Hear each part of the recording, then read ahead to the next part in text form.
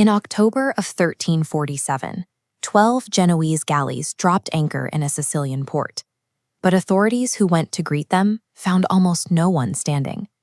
The sailors on board were either dead or in the final agonies of a mysterious illness. The crew's skin was erupting with blackish-blue boils, some the size of eggs, others as large as apples, that oozed blood and pus. Out of a global population of roughly 500 million people, an estimated 200 million died.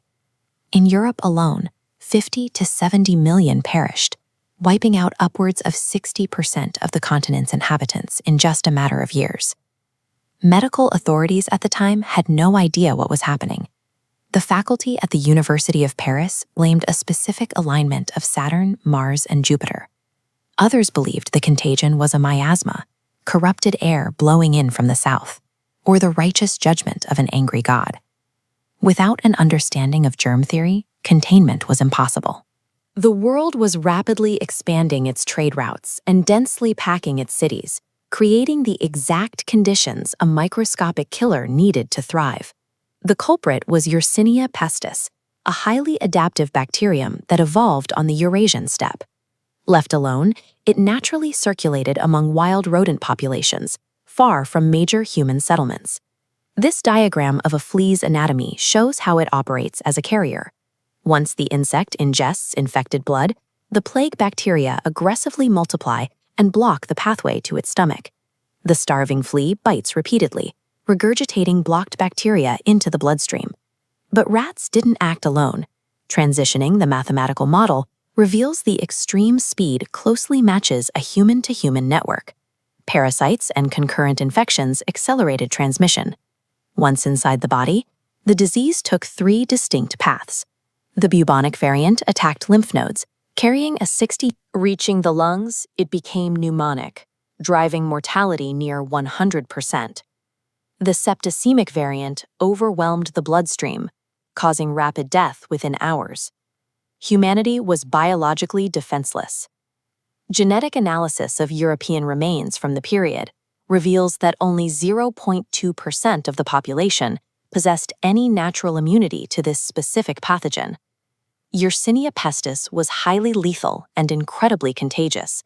But to jump from isolated rodent colonies to a continent-spanning catastrophe, it needed a transportation network. That network was built by the Mongol Empire. By the mid-14th century, the Pax Mongolica had unified the vast steppe, revitalizing overland trade on a massive scale. Merchants, horses, and the rats traveling with them moved freely across the Silk Road. This collision of commerce and contagion reached a flashpoint in 1345 at the trading city of Kaffa on the Crimean Peninsula. A Mongol army besieging the Genoese settlement was suddenly decimated by an outbreak of the plague within their camp. Unable to take the city by force, the Mongol commander ordered his troops to load their infected, putrefying dead onto catapults. The corpses were launched over the defensive walls, deliberately infecting the trapped inhabitants in a very early instance of biological warfare. The Genoese merchants fled the rotting city by ship, unwittingly carrying the plague rats and fleas with them directly into the Mediterranean. The very engine of medieval economic progress, expanding global trade, acted as a lethal superhighway for the apocalypse. European cities were entirely unprepared for what arrived at their docks. Following recent climate shifts, rural workers flooded into urban centers, leaving cities severely overcrowded. Refuse piled up in the corners, and the streets literally functioned as open sewers. Medical interventions actually worsened the crisis. Physicians attempting to balance the body's humors routinely utilized bloodletting, weakening patients further. They also lanced the infectious boils open, spilling highly contagious fluids directly into the surrounding environment. The sheer speed of the mortality fractured the basic units of society. In Florence, eyewitnesses like the writer Giovanni Boccaccio recorded that the terror was so profound that brothers abandoned brothers and parents refused to visit or tend to their own sick children. With civic order disintegrating, mass hysteria took hold.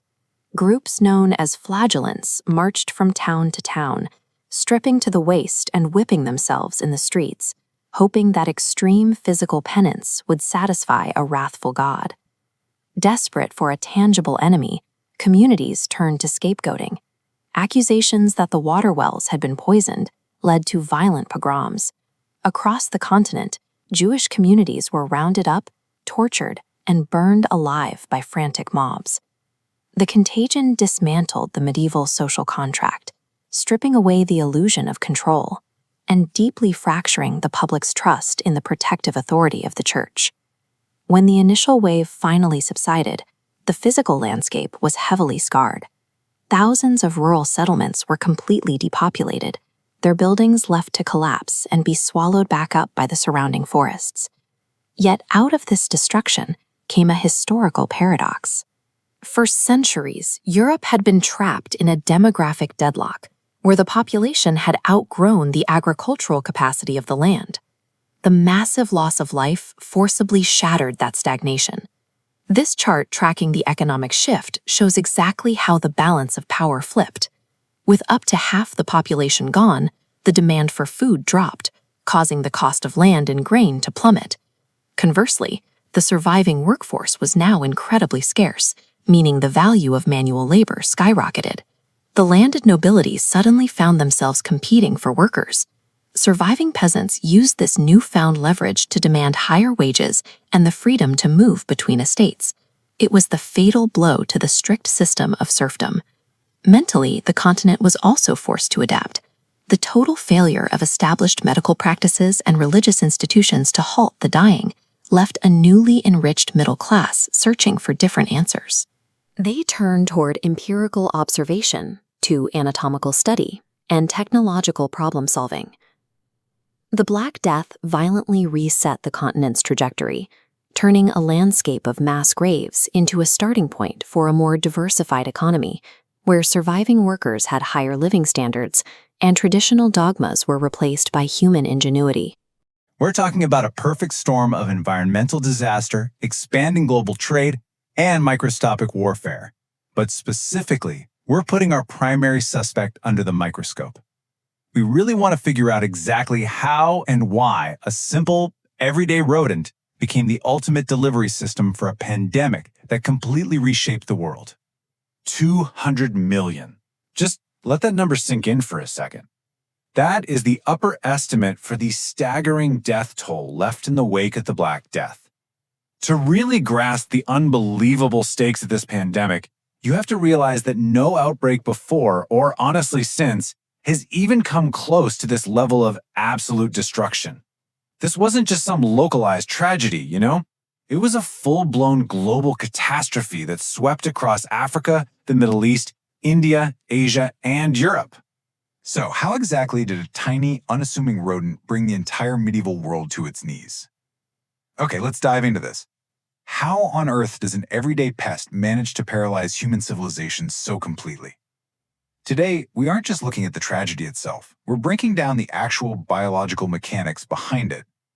We're going to explore the astonishing physical resilience of the rat, the weaponized biology of the flea, and the environmental factors that allowed this disease to spread with such terrifying efficiency. Section 1. A world swept by death.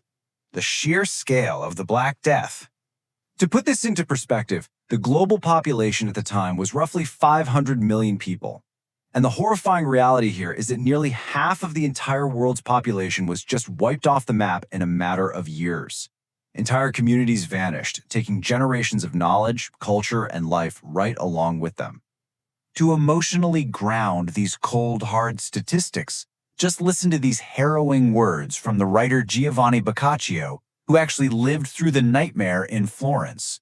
He wrote, "Brother abandoned brother. Fathers and mothers refused to see and tend their sick children as if they had not been theirs." I mean, he witnessed a society in complete collapse. The terror was so absolute, and the death so swift and gruesome that the fundamental bonds of human nature simply shattered. It's a stark, heavy reminder of the human tragedy before we pivot into the cold, hard science of how this actually happened. Section 2. The Microscopic Serial Killer. Unmasking the Culprit. Meet the true culprit here. Yersinia pestis. Now, it's absolutely crucial to understand that this is a bacterium, not a virus like the ones we're so used to dealing with today. Viruses are smaller, they operate differently. Yersinia pestis, on the other hand, is just aggressively adaptive. Counterintuitively, once it gets inside the human body, it actually uses the lymphatic system, which, by the way, is supposed to be our main immune defense against foreign invaders, as its new home. It just sets up shop and multiplies at a ferocious rate, basically leaving our immune system chasing its own tail. This bacterium manifested in 3 terrifying variants. First, you had the bubonic variant, known for those massive, agonizing, swollen lymph nodes called buboes. That one gave you about a 40% chance of survival. But if the bacteria reached your lungs, it became pneumonic. That meant it spread person to person through the air with a near 100% kill rate in a matter of days. And the most terrifying of the bunch, the septicemic variant. If the bacteria spilled directly into your bloodstream, your body went into massive toxic shock. Septicemic victims literally had roughly 14.5 hours to live from the exact moment symptoms appeared. Just no way out. Section 3. The rat's lethal design. Meet the ultimate accomplice. So let's look at the physical resume of Rattus rattus, the black rat. This thing wasn't just a pest. It was a highly resilient infiltrator. They can climb nearly vertical surfaces, and they can survive falls of up to 5 stories. Fun fact, the word rodent actually comes from the Latin rodere, which means to gnaw, and their jaws are so incredibly powerful they can chew right through lead, adobe, and unhardened concrete. Medieval city walls? Yeah, they simply didn't stand a chance. On top of all that, they're highly intelligent. They conduct reconnaissance, they create escape routes, and unlike a lot of other rat species, the black rat actually prefers to live right alongside human populations. And then there's their reproduction rate. Get this, just 2 mating rats reproducing continuously over 3 years can generate a population of over 3 million. 3 million.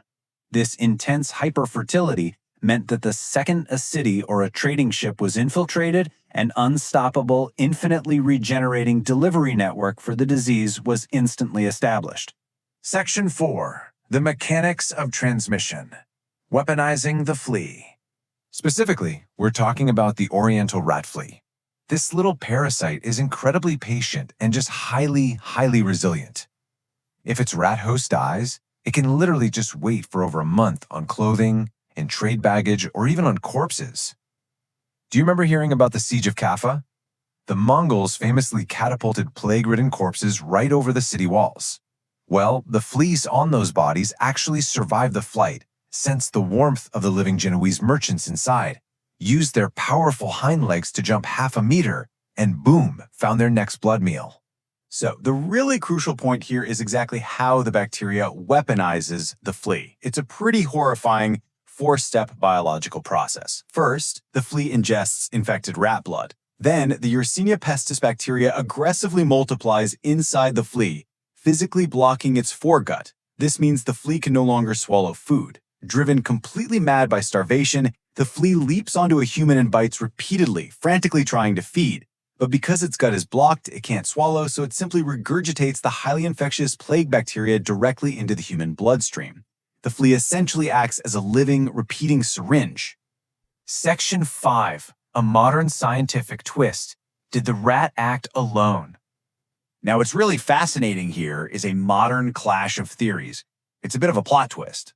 The classic rat flea theory actually has some logical holes. For one, it requires a massive, noticeable die-off of rats before humans get infected, which, surprisingly, isn't always found in the historical record. Plus, rat fleas typically die off in cold winter weather, yet the Black Death kept right on raging through the dead of winter.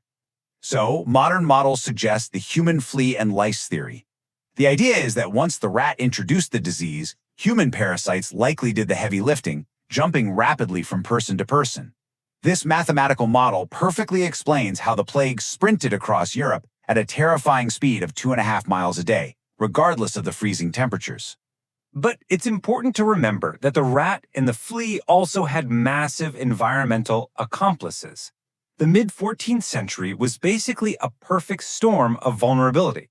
You had these incredibly overcrowded cities acting as open sewers. Decades of ecological disasters drove starving, malnourished peasants straight into these filthy urban centers. Add to that the unprecedented expansion of global trade routes, which basically acted as biological highways, widespread warfare pushing refugees across borders, and, well, modern forensics even suggest there were possible co-infections like anthrax compromising human immunity at the exact same time. The deck was completely stacked against them. Section 6. Surviving the Perfect Storm. The Aftermath and the Future. Looking at the aftermath, however, reveals a massive and honestly surprising silver lining. Before 1347, Europe was totally locked in this Malthusian deadlock. The feudal system basically trapped a massive peasant class in stagnant poverty. But the staggering loss of life created severe labor shortages. Suddenly, the surviving peasants actually had leverage. Wages skyrocketed, food prices plummeted, and social mobility finally became possible. A lot of historians argue that the plague broke the old feudal system, forced technological and medical innovation, and directly paved the way for the dawn of the Renaissance. It's a wild thought, right? Which brings us to our final takeaway. The Black Death wasn't just some freak isolated occurrence. It was the result of incredibly resilient biology exploiting an increasingly interconnected world. So we really have to ask ourselves, if a perfect storm of a smart rodent, a starving flea, and emerging trade routes brought humanity to the brink in 1347, how truly prepared are our hyper-connected modern global networks today? Just keep that in the back of your mind next time you see a rat scurrying near a shipping port.